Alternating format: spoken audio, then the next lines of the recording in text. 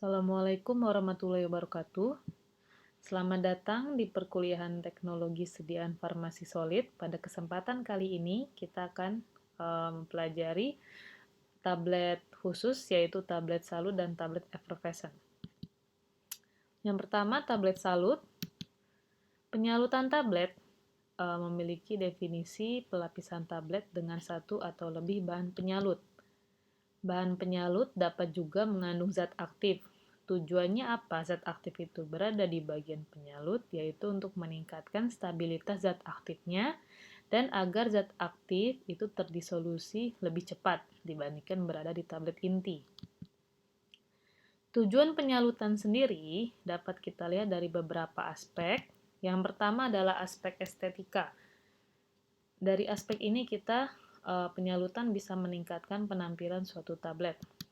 Lalu apabila kita melihat dari aspek terapi, penyalutan dapat berfungsi untuk memodifikasi pelepasan obat, bisa pelepasan diperlama ataupun pelepasan tertunda. Yang kedua, untuk melindungi lambung dari sifat iritasi obat. Ini untuk zat aktif yang bisa mengiritasi lambung dapat dicegah dengan proses penyalutan. Dan yang ketiga, untuk mencegah penguraian obat dalam lambung. Hal ini berlaku untuk zat aktif yang mudah hancur atau terurai dengan asam lambung. Selanjutnya adalah aspek teknologi. Dari aspek teknologi, penyalutan berfungsi untuk mengurangi kontak obat dengan lembab.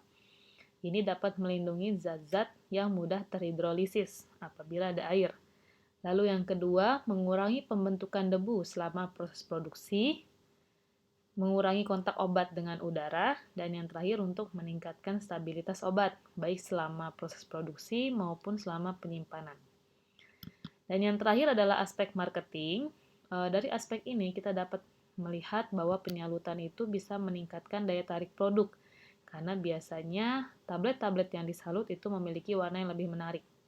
Kemudian dapat menutupi rasa yang tidak enak dari zat aktif atau tablet itu sendiri. Dan yang terakhir bisa meningkatkan performa dan penerimaan sediaan. Lalu tidak semua tablet bisa disalut. Ada beberapa syarat yang harus dipenuhi untuk tablet itu agar bisa melewati proses penyalutan. Yang pertama, tablet harus mudah berputar atau mudah bergerak. Pergerakannya tidak lambat karena proses penyalutan itu memanfaatkan perputaran dari tablet inti. Yang kedua, tablet inti itu harus berbentuk sferis. Artinya, permukaan atau pinggiran dari tablet itu halus ya, tidak bergerigi, tidak ada capping. Dan yang ketiga, tablet mempunyai kekerasan yang cukup, itu sejalan dengan variabilitas dan fleksibilitasnya. Tablet inti tidak boleh rapuh. Selanjutnya, tekstur permukaan tablet itu harus licin. Dan yang terakhir adalah sifat adesi dari permukaan tablet inti sendiri. Jadi harus memiliki sifat adesif untuk menerima penyalut. Lalu apa saja kriteria tablet salut yang baik? Yang pertama, tablet salut harus memiliki permukaan tablet yang licin. Lalu lapisan penyalut stabil dan tidak cacat, artinya homogen ya, menutupi seluruh permukaan tablet inti. Yang ketiga, selain penyalutnya, warna juga harus homogen karena warna itu merupakan daya tarik utama terhadap tablet.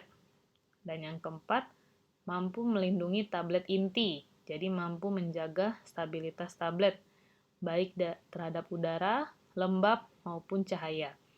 Dan yang terakhir, tablet salut harus mampu menutupi rasa yang tidak enak dari tablet intinya. Jenis tablet salut terbagi menjadi dua, yaitu tablet salut gula dan tablet salut film. Mari kita lihat satu persatu. Yang pertama, salut gula. Salut gula ini merupakan salut yang paling konvensional dan dianggap pekerjaan seni. karena tujuannya hanya untuk menutupi rasa tidak enak dan meningkatkan penampilan. Ini seperti contoh tablet inti kemudian disalut oleh gula ya. Jadi meningkatkan rasa yang tadinya tidak enak menjadi lebih manis. Dan biasanya salut gula ini diberikan pewarna sehingga penampilan tablet lebih menarik. Keunggulan tablet salut gula, yang pertama, bahan baku relatif murah karena komponennya hanya gula, kemudian pewarna, dan mudah diperoleh. Bahan baku relatif memenuhi persyaratan farmasetik. Proses juga relatif murah dan peralatan yang digunakan sederhana. Proses yang dilakukan juga lebih mudah dibandingkan salut film, dan penampilan lebih menarik karena rasanya juga lebih enak karena ada tambahan gula dan keberterimaan pasien lebih tinggi. Namun tablet salut gula memiliki keterbatasan. Yang pertama, apabila tablet inti itu disalut oleh gula, penambahan bobot dan ukuran tablet itu akan meningkat secara signifikan. Jadi membesarkan bobot tablet. Ini berakibat pada proses menelan dari pasien ya. Biasanya tidak nyaman apabila bobot dan ukuran tablet itu terlalu besar. Dan yang kedua, mudah rapuh jika penanganannya salah, terutama saat proses coating atau proses penyemprotannya. Apabila gulanya tidak merata berada menutupi tablet inti, maka salutnya akan mudah rapuh. Bahan pembantu yang bisa digunakan pertama yaitu pengisi untuk sebagai penyalutnya, lalu pewarna. Pembentuk film ini bisa digunakan turunan selulosa atau gelatin. Lalu anti-adesif, ini untuk membantu untuk mengurangi penempelan antar tablet ya, antar tablet yang disalut, contohnya TAF.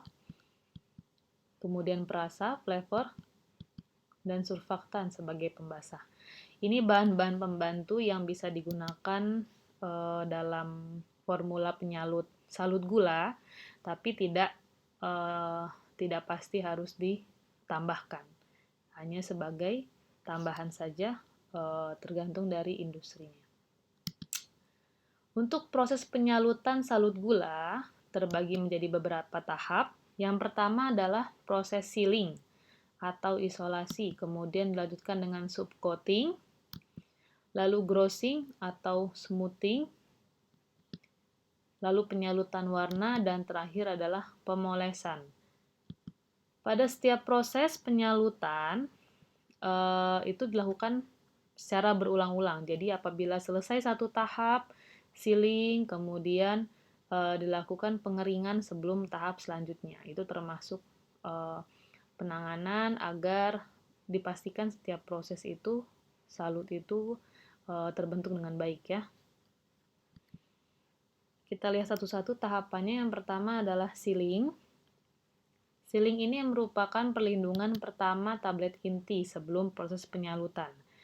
Mengapa tablet inti itu harus dilindungi? Karena tablet inti itu memiliki beberapa karakteristik sebagai berikut. Yang pertama, berpori-pori, kemudian mempunyai daya adsorpsi yang tinggi. Nah, daya adsorpsi yang tinggi ini bisa menyebabkan tablet inti itu cepat hancur karena dia menyerap air ya, memiliki daya adsorpsi yang tinggi sehingga jika berkontak sedikit saja dengan air akan cepat hancur. Nah, karakteristik tablet inti yang seperti inilah yang harus dilindungi karena penyalut biasanya mengandung air sebagai pelarutnya. Nah, oleh karena itu sebelum tablet kontak langsung dengan bahan penyalut harus di sealing atau di waterproof, dibuat tidak tahan air. Tujuannya untuk memberikan perlindungan awal terhadap tablet inti. Yang kedua, mencegah terjadinya migrasi dari komponen-komponen dari komponen core ke dalam penyalut ya, jadi mencegah pencampuran antara tablet inti dengan bahan penyalut. Dan yang ketiga, untuk meningkatkan penampilan akhir dari tablet. Bahan sealing biasanya berupa polimer bisa berupa turunan selulosa seperti HPMC, lalu CAP, bisa juga selak atau polivinil asetat ftalat. Biasanya bahan-bahan ini dilarutkan dalam pelarut organik pada konsentrasi 15-30%. Tahapan selanjutnya adalah subsalut. Ini merupakan tahap pertama dari proses penyalutan. Tujuannya untuk membulatkan sudut-sudut tablet dan meningkatkan bobot tablet inti. Jadi setelah tablet inti dilindungi pada proses sealing tadi, kemudian dilakukan penyalutan pertama. Nah, penyalutan pertama ini tujuannya untuk merapikan sudut-sudut tablet dan meningkatkan bobot tablet inti. Nah, karena ada peningkatan bobot tablet di sini, biasanya formula subsalut itu ditambahkan pengisi seperti kaolin, CaCO3, kalsium fosfat, talk, dan titanium oksida. Kemudian di sini subsalut juga berfungsi untuk proses laminasi. Selanjutnya adalah proses pemulusan. Jadi setelah tablet inti dilakukan subsalut, kemudian lakukan pemulusan. Untuk apa? Tujuannya agar memperoleh produk salut yang bermutu baik. Karena ada persyaratannya bahwa salut itu harus mulus dan bebas dari ketidakberaturan. Pemulusan ini dapat dicapai selama proses subsalut, jadi kita bisa melakukannya paralel ya, selagi melakukan subsalut, lalu diselingi dengan pemulusan. Bergantung pada derajat pemulusan yang diperlukan. Biasanya untuk grossing, formula itu mengandung 70% sirup gula, titanium oksida sebagai opacifier atau peningkat zat pemutih ya, dan pewarna dasar. Setelah dilakukan pemulusan, kita masuk ke tahap pewarnaan. Nah, tahap pewarnaan ini biasanya menggunakan pewarna yang bisa larut air atau bisa juga tidak larut air.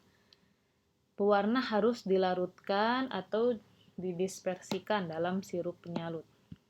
Tahap pewarnaan sendiri berlangsung 2-3 hari ya untuk mendapatkan warna yang homogen.